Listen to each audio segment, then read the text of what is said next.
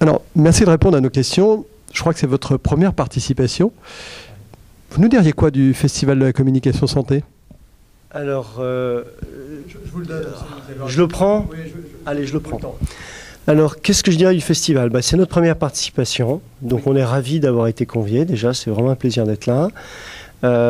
Content parce que c'est un lieu qui me semble permettre de réunir des personnes d'horizons différents, de les garder dans un espace un peu en vase clos. Donc on n'est pas entre notre activité professionnelle et le festival, on est vraiment venu pour le festival. Donc ma première impression, parce qu'on est là que depuis une belle demi-journée, c'est qu'il y a un très bon état d'esprit. Les personnes sont ouvertes au dialogue. On est vraiment venu, les gens ont envie de se parler.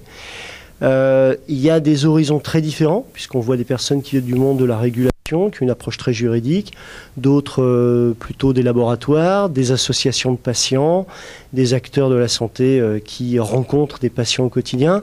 Donc la première impression, c'est qu'il y a un très bon état d'esprit, c'est chaleureux, les gens sont venus pour se rencontrer et partager. Et partager de l'information, je crois que c'est ce qui nous intéresse le plus aujourd'hui.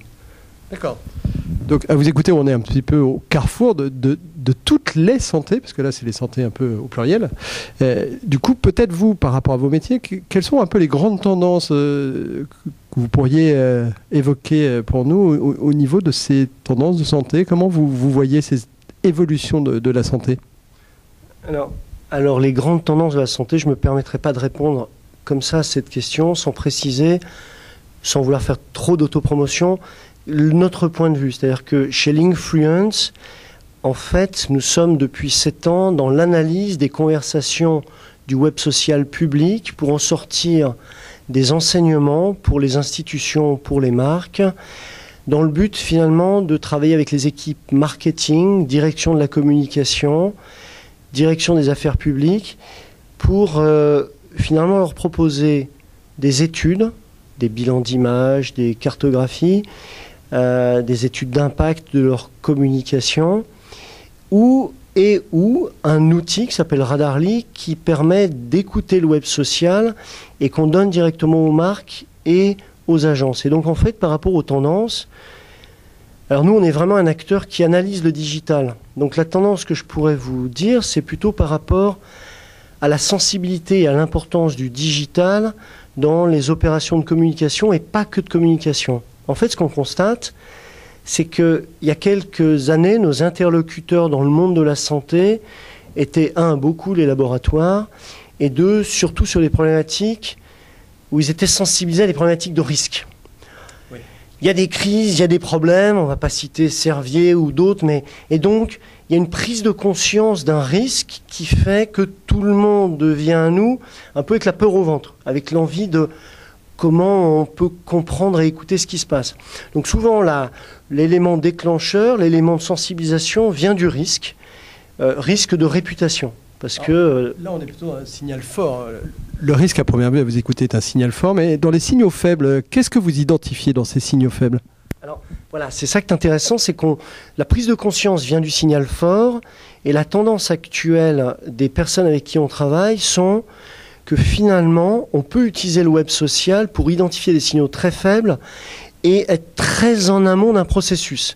Par exemple, on travaille maintenant avec des équipes de R&D sur des sujets qui tournent autour de maladies chroniques et essayer de comprendre dans 1 an, 2 ans, 3 ans, quels seront les enjeux qui vont permettre d'améliorer alors soit de la relation avec des patients, soit trouver des nouveaux traitements. Et donc, quelles sont les frustrations qui sont vraiment dans les signaux faibles, qui s'expriment à peine aujourd'hui, qui permettent d'améliorer soit une relation, soit une communication, soit vraiment des moyens, par exemple des molécules qui vont sortir dans quelques années. Donc il y a vraiment une prise de conscience que l'écoute du web social permet d'aller bien au-delà juste d'une prévention de la crise.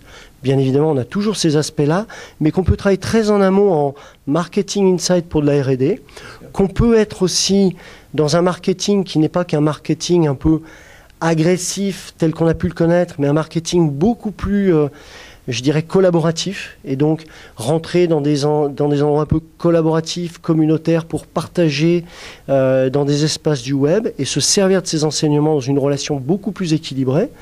Et puis maintenant, ce qu'on voit émerger, et ça c'est un mouvement très récent, sûrement lié à l'évolution réglementaire, c'est la pharmacovigilance. Il y a quelque temps, quand on commençait à parler du web social et qu'on allait chez les labos, on était plutôt, il fallait convaincre la pharmacovigilance que ce qu'on allait faire n'allait pas les mettre en porte-à-faux, n'allait pas les mettre dans une situation de difficulté. Certains laboratoires, il y a des grands laboratoires avec qui on commence à travailler, voient au contraire le web social comme une opportunité de détection très en amont de signaux faibles qui vont aller jusqu'à des risques qui peuvent devenir des cas. Alors, du coup, on l'a compris, hein, vous êtes un peu les oreilles et les yeux du web. Cette spécialité, est-ce que du coup vous la croisez avec les autres canaux ? Comment aujourd'hui dans ces tendances vous mélangez la vision du web et est-ce que vous analysez aussi les autres canaux ? Comment vous mixeriez tout ça aujourd'hui ? Est-ce que le multicanal est un peu un sujet et vous en faites partie ?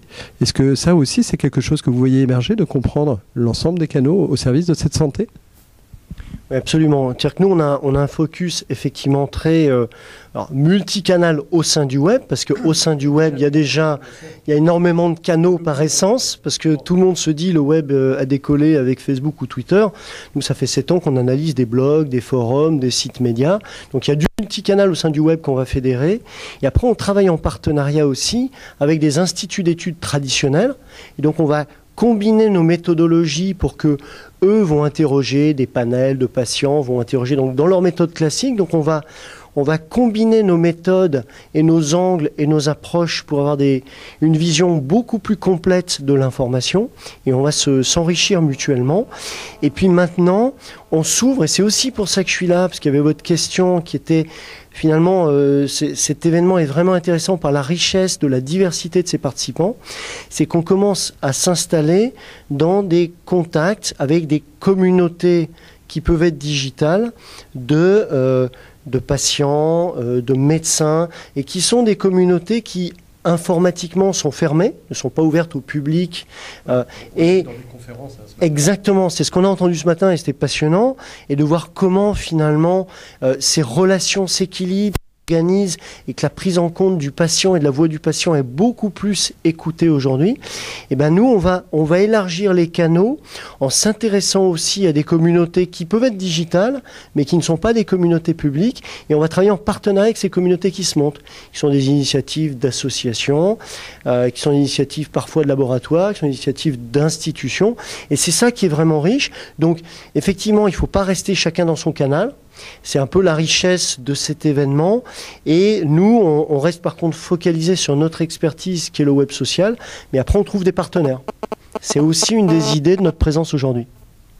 Bien, c'est bien parce que vous êtes revenu à la question d'origine, mais quelle est la principale question qu'on avait envie de vous poser. Donc, on l'a compris, donc croisement, partage, ouverture. C'est, je crois, les 3 grands thèmes que vous évoqueriez sur le festival. Donc, du coup... 2014, ce sera la 25e année du festival, donc on compte sur vous aussi en 2014 ? Avec grand plaisir. Enfin, on vient d'arriver, c'est notre première participation. On a vu une belle demi-journée, et rien qu'avec ça, la richesse des contacts qu'on a eus, l'information qu'on a pu collecter, les opportunités aussi, parce qu'on est aussi une entreprise qui veut faire des affaires. Donc les premières opportunités qu'on a eues sont vraiment pertinentes. C'est une évidence qu'on sera là l'année prochaine, et si on peut, on sera un partenaire encore plus présent que cette année. Écoutez, merci. Et puis donc on va continuer à se croiser dans les couloirs, parce que c'est aussi ça le festival. Avec grand plaisir. Merci beaucoup. À tout